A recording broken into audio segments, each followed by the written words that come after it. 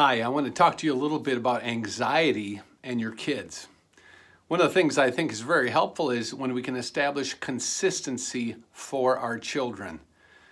When things are unexpected and they keep changing, this causes this sense of anxiety because they're confused and they don't know what to expect. So if we can be consistent, they can know what to expect and it will help them emotionally. Once there was a security guard. You know what his job was?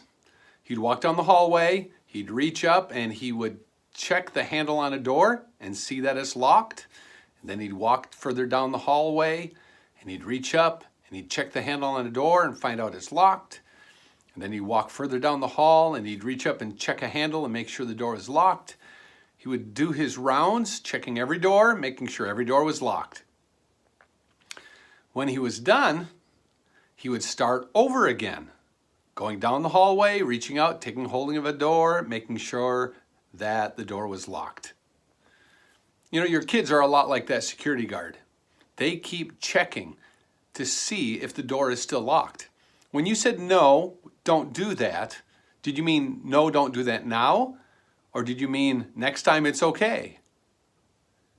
You see, when a security guard goes through and reaches up and checks that handle and finds out, oh no, the door is open now, there's this sense of, well, fear and anxiety because I thought the door was locked, but now it's open.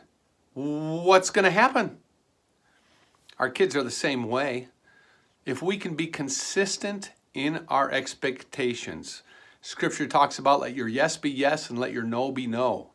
If you're going to say yes to something, don't change it to no next time and then go back to yes again and then no again and then yes again, because you're just going to cause your kids to be confused. Set consistent expectations and stick with them. If one day your child gets in trouble because they sit on the table or sit on the counter, and then the next day they sit on the table or on the counter and you just let it go, then they decide, oh, it must be okay. And then the next day you tell them, get off the table. There's just no consistency. If they're jumping on the couch, if they're leaving their toys spread all over the floor, what is your expectation? Stick with it. Be consistent.